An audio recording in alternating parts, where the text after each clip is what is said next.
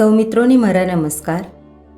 વિશ્વની સૌથી ઊંચી પ્રતિમા એટલે સ્ટેચ્યુ ઓફ યુનિટી. ગુજરાત અને ભારત દેશનું ગૌરવ એટલે સ્ટેચ્યુ ઓફ યુનિટી.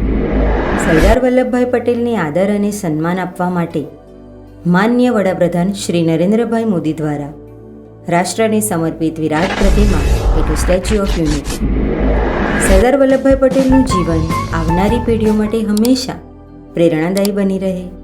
તેમની મુત્સદ્દીગીરી, શાણપણ અને દૂરંદેશી દૃષ્ટિકોણ બદલ તેમનું ઋણ ચૂકવવા માટેનું સ્મારક એટલે સ્ટેચ્યુ ઓફ યુનિટી. તો ચાલો મિત્રો, આજે હું તમને ગુજરાત રાજ્યના નર્મદા જિલ્લામાં સરદાર સરોવર ડેમ પાસે આવેલ ગુજરાતના પનોતા પુત્ર સરદાર વલ્લભભાઈ પટેલની વિશ્વ પ્રસિદ્ધ વિરાટ પ્રતિમા સ્ટેચ્યુ ઓફ યુનિટી અને તેના આજુબાજુના આકર્ષણોની મુલાકાતે લઈ જાઉં છું. મિત્રો, શરૂઆત કરીએ કેવડિયા રેલવે સ્ટેશનથી. સુંદર અને એરપોર્ટ જેવું દેખાતું રેલવે સ્ટેશન અનેકતા મેં એકતા સિમ્બોલિક હૈ. ત્યાંથી તમને સ્ટેચ્યુ ઓફ યુનિટીની ફ્રી બસ સેવા મળે છે, જે તમને સ્ટેચ્યુ ઓફ યુનિટી લઈ જાય છે. અહીં એકતા દ્વાર તમારું સ્વાગત કરે છે. અહીંના રસ્તાઓ વિવિધ પ્રકારની લાઇટિંગથી સુશોભિત છે. તમને દેખાતા નળિયેરીના ઝાડ રાત્રે લાઇટિંગથી સુંદર અને આકર્ષિત દેખાય છે. મિત્રો, સ્ટેચ્યુ ઓફ યુનિટી અને તેના અન્ય આકર્ષણો તમારે જોવા હોય તો 2 દિવસનું આયોજન કરવું જરૂરી છે. અને સ્મારક જોવા માટેનો સાંજનો 4 થી 6નો સમય પસંદ કરવામાં આવે તો તમે ત્યાર પછીથી લેઝર શોની અને ગ્લો ગાર્ડનની મજા માણી શકો છો. રાત્રે સ્ટેચ્યુ ઓફ યુનિટીનો નજારો કંઈ અલગ જ પ્રકારનો જોવા મળે છે.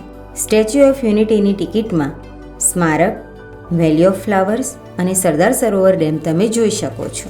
ટિકિટ તથા અન્ય તમામ માહિતી તમને સ્ટેચ્યુ ઓફ યુનિટીની ઓફિશિયલી વેબસાઇટ પરથી સરળતાથી મળી રહેશે. મિત્રો, અત્યારે આપણે છીએ સ્ટેચ્યુ ઓફ યુનિટી સ્મારક.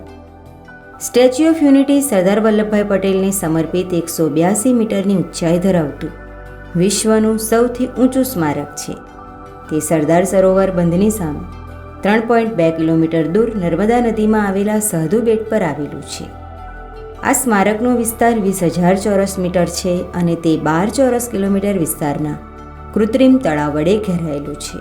આ સ્મારકના નિર્માણમાં 70,000 ટન સિમેન્ટ, 18,500 ટન રીઇન્ફોર્સમેન્ટ સ્ટીલ અને 6,000 ટન સ્ટ્રક્ચરલ સ્ટીલનો ઉપયોગ કરાયો છે. અને સ્ટેચ્યુના નિર્માણમાં 1,700 મેટ્રિક ટન કાંસું પણ વાપરવામાં આવ્યું છે.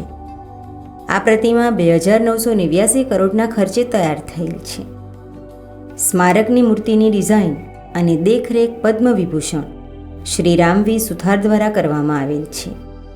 31 ઓક્ટોબર 2018ના રોજ સરદાર પટેલની 143મી જન્મજયંતિ પર ભારતના વડાપ્રધાન માનનીય શ્રી નરેન્દ્રભાઈ મોદીના હસ્તે તેનું વિધિવત ઉદ્ઘાટન કરાયું હતું. એક વાત ખાસ નોંધવા જેવી છે કે સ્ટેચ્યુ ઓફ યુનિટી પર કાંસાની પરત ચઢાવવા સિવાયનું દરેક કામ ભારતમાં જ થયું છે. સ્ટેચ્યુ ઓફ યુનિટી સ્વદેશી છે.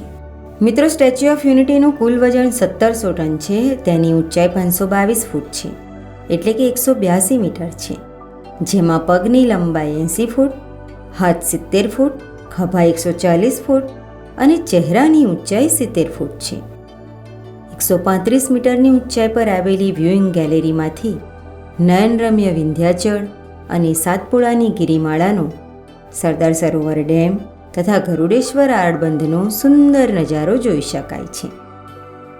સ્ટેચ્યુ ઓફ યુનિટી માત્ર એક વિરાટ પ્રતિમા જ નથી, પરંતુ આ સ્થળ તેની મુલાકાત લેનાર દરેક લોકોને એક પ્રકારનો અનોખો અનુભવ કરાવે છે. મુલાકાતીની વિશેષ જાણકારી સાથે જ્ઞાન મળી રહે તે માટે સ્ટેચ્યુની અંદર ઓડિયો વિઝ્યુઅલ સિસ્ટમ દ્વારા સરદાર વલ્લભભાઈ પટેલના જીવન અને કાર્યને રસપ્રદ રીતે રજૂ કરતો પ્રદર્શન જોવાલાયક છે. મિત્રો, આ છે વોલ ઓફ યુનિટી. ખેડૂત પરિવારમાં જન્મેલા અને ભારતના સ્વાતંત્ર્ય સંગ્રામ દરમિયાન ખેડૂતોના અધિકાર માટે અનેક સફળ અભિયાન હાથ ધરનારા સરદાર વલ્લભભાઈ પટેલને અંજલિ અર્પિત કરવા ભારતભરના ખેડૂતો પાસેથી માટી ભેગી કરવાનું અભિયાન હાથ ધરાયું હતું. આશરે 1,69,058 સ્થળોએથી એકત્ર કરાયેલી આ માટીમાંથી વોલ ઓફ યુનિટી 36 બાય 12 ફૂટનું નિર્માણ કરાયું છે. આ દિવાલ ભારતની વિવિધતામાં રહેલી એકતાનું પ્રતીક છે. ચાલો મિત્રો, હવે laser light and lighting show વિશે જાણીએ. લેઝર ટેકનોલોજી સાથે તૈયાર કરાયેલ લાઇટ એન્ડ સાઉન્ડ શો સોમવાર સિવાય દરરોજ સાંજે 8 કલાકે દર્શાવવામાં આવે છે. રંગબેરંગી લેઝર લાઇટિંગ સિસ્ટમ સાથે સરદાર પટેલના જીવન અને તેમના સમયના ઇતિહાસ ઉપરાંત સ્વાતંત્ર્ય ચળવળ અને એક રાષ્ટ્ર તરીકે ભારતની અખંડતામાં તેમના અમૂલ્ય યોગદાન વિશે ખૂબ સરસ રજૂઆત કરવામાં આવે છે. Laser and sound show statue of યુનિટીની મુલાકાતનું અમૂલ્ય સંભારણું છે. સ્ટેચ્યુ ઓફ યુનિટીની ટિકિટમાં જ આ લાઇટિંગ શો જોઈ શકાય છે. Best viewing gallery. Cactus park જતા રસ્તામાં બેસ્ટ વ્યુઇંગ ગેલેરી આવે છે. ત્યાં સ્ટેચ્યુ ઓફ યુનિટી જોવાની અને ફોટોગ્રાફ લેવાની સુંદર વ્યવસ્થા કરવામાં આવેલી છે. મિત્રો, સુંદરતા શબ્દ કરતાં અનુભૂતિથી વધુ માણી શકાય. લાખો સહેલાણીઓ અત્યાર સુધી આ ભવ્ય સ્ટેચ્યુને જોવા માટે પહોંચી ચૂક્યા છે અને હજી પણ આ સિલસિલો ચાલુ જ છે. સરદાર પટેલ જેવા સમર્થ નેતા માનવ સમુદાય માટે કેવો ઉજ્જવળ માર્ગ પ્રેરિત કરે છે તેની અનોખી અનુભૂતિ સ્ટેચ્યુ ઓફ યુનિટી કરાવે છે. સ્ટેચ્યુ ઓફ યુનિટીની સાથે સાથે કેટલાક આકર્ષણો જેવા કે jungle safari, pet zone, valley of flowers, Arogya Van, butterfly park, cactus garden, Ekta nursery, children nutrition park, Khalvani પ્રવાસન સ્થળ, ઝરવાણી પ્રવાસન સ્થળ, રિવર રાફ્ટિંગ, એકતા મોલ તથા અન્ય કેટલાક સ્થળો વિશે આપણે ભાગ 2માં વાત કરીશું. તો ચાલો આવજો.